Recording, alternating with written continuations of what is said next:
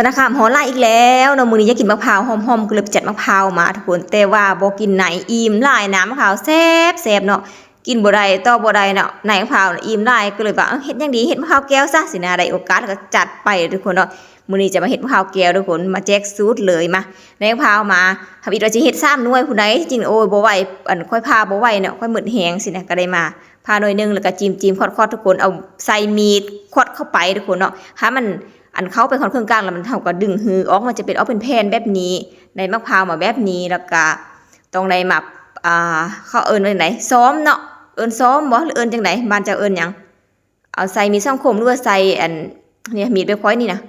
เอาออกให้หมดเด้อสีน้ำตาลนี่นะมันจะฟาดซี่ก็บ่งามอีกออกให้หมดให้เกียงอีลี่ร้อยเฮ็ดนี่ได้เพราะว่า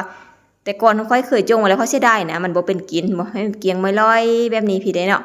ตอนล่างก็ต้องได้เล่มอีกแล้วก็ได้มาซอยทุกคนอันนี้เทียบเท่าเป็นมะพร้าวเกรด A ทุกคนเนาะเป็นเนื้อสันครึ่งตัวนี้นะคันสินั่งหมู่กับบ่แม่นเนาะมันก็ใกล้นั่งหมู่มาแล้วแต่ว่ามันความซอยนี่มันก็อยากเอายากอยู่เนาะก็สมพอเนาะมันเพกมันซอยยากนั่นเองแล้วก็เวลาไปตุ้นก็จะยากแด่เนาะเพราะมันอ่อนแห้งหั่นนะเนาะก็ได้ซอยทุกคนมักตอนแบบได้ก็เฮ็ดได้เนาะแต่ว่า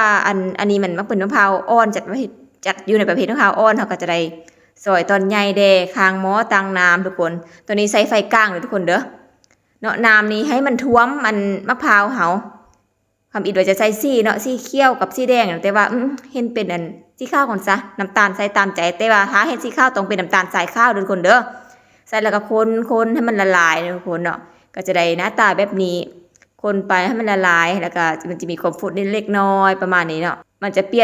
ยนสีทุกคนจากมันเป็นสีข้าวสีมันจะเปลี่ยนเป็นสีใสแบบนี้นะตัดเกลือลงไปเล็กน้อยให้มันรสชาติกลมๆเนาะ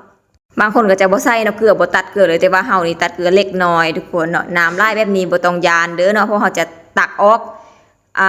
เวลาของตัวมะพร้าวต้องให้น้ำท่วมมะพร้าวอย่างเดียวเนาะ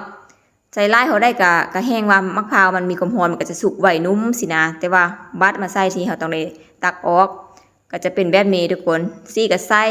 มาเนาะตักออกแบบนี้ตรงนี้ในจุดนี้ต้องพ่นไฟทุกคนให้เป็นไฟอ่อนเด้อเนาะแล้วก็คนบ่ให้ขาดเนาะคนไปปีนมานะคนส่วนลุ่มขึ้นแล้วก็แจ๊กกระจายตัวนี้เฮาเฮ็ดน้อยได้เฮาจะได้บีไปสินะเนาะ